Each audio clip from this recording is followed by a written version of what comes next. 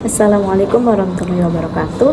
Perkenalkan, nama saya Iva Susilawati dari kelas 3C semester 3. Di sini saya akan membahas pendekatan linguistik tradisional, struktural, dan komunikatif dalam pembelajaran bahasa Indonesia. Pendekatan linguistik untuk pembelajaran bahasa Indonesia muncul sebagai tanggapan terhadap kebutuhan akan pendekatan pengajaran yang lebih ilmiah dan efisien. Para pendidik dan peneliti mulai menyadari pentingnya memahami struktur dan fungsi bahasa secara lebih mendalam seiring dengan kemajuan ilmu linguistik dan kesadaran akan kompleksitas bahasa Indonesia. Linguistik tradisional merupakan pendekatan awal dalam studi bahasa yang berkembang sebelum kemunculan linguistik modern di awal abad ke-20-an. Pendekatan ini dicirikan oleh fokusnya pada bahasa tertulis, terutama karya sastra klasik, serta kecenderungannya untuk bersifat preskriptif dalam memberikan aturan penggunaan bahasa. Selain itu, linguistik tradisional juga menekankan pada studi diakronik yang memperhatikan sejarah dan evolusi bahasa, serta analisis tata bahasa yang berfokus pada klasifikasi kata dan struktur kalimat.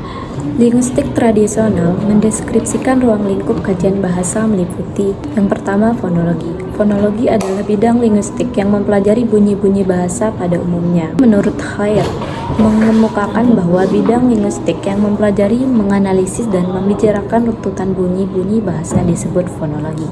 Yang kedua yakni morfologi. Pada ilmu linguistik, morfologi berarti ilmu mengenai bentuk-bentuk dan pembentukan kata. Yang ketiga yakni sintaksis. Sintaksis adalah bidang linguistik yang membicarakan kata dalam hubungannya dengan kata lain atau unsur-unsur lain sebagai suatu satuan ujaran. Keempat yakni semantik.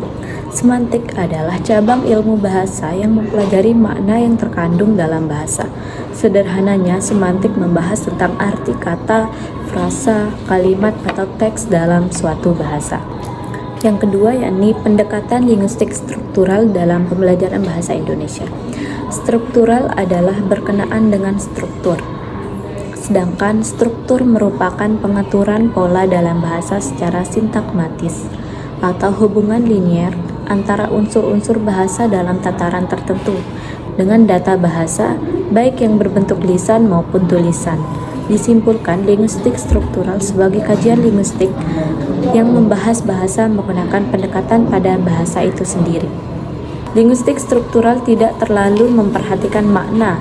Hal ini menimbulkan asumsi bahwa tidaklah penting bagaimana makna itu diperoleh siswa. Dalam hal ini, makna dapat ditanyakan saja langsung kepada penutur asli. Tidak perlu menyajikan gradasi dan urutan kekomplekan gramatikal pada materi yang dipelajari siswa. Asumsi ini berdasarkan analisis struktural bahwa ahli bahasa hanya memiliki kontrol sedikit terhadap kekomplekan data yang diperoleh dari informannya. Alasan mengapa kaum strukturalis kurang memperhatikan makna dalam analisisnya karena mereka berpendapat bahwa makna itu bersifat abstrak, tidak dapat diindra, dan makna ini hanya ada dalam pikiran. Selanjutnya yakni pendekatan komunikatif dalam pembelajaran bahasa Indonesia. Pendekatan komunikatif merupakan pendekatan yang berlandaskan pada pemikiran bahwa kemampuan menggunakan bahasa dalam berkomunikasi merupakan tujuan yang harus dicapai dalam pembelajaran bahasa. Jadi, pembelajaran yang komunikatif adalah pembelajaran bahasa yang memungkinkan peserta didik memiliki kesempatan yang memadai untuk mengembangkan kebahasaan. Sugono mengatakan pembelajaran bahasa sebagai alat komunikasi akan menarik minat siswa karena siswa didesak oleh kebutuhannya untuk berkomunikasi. Pendekatan komunikatif dalam pembelajaran bahasa Indonesia memiliki beberapa ciri-ciri yang khas yang mencerminkan konteks sosial, budaya, dan kebutuhan komunikasi di Indonesia. Yang pertama yakni pembelajaran berfokus pada pengembangan keterampilan berbahasa yang terintegrasi, menyimak, berbicara, membaca, dan menulis dalam situasi komunikasi yang otentik dan relevan dengan kehidupan sehari-hari siswa.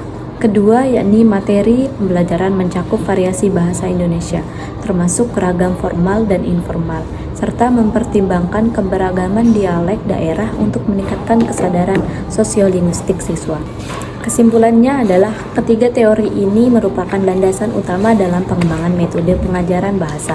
Masing-masing memiliki fokus dan karakteristik yang berbeda, namun saling melengkapi dalam memberikan pemahaman yang komprehensif tentang proses pembelajaran bahasa. Sekian, Assalamualaikum warahmatullahi wabarakatuh.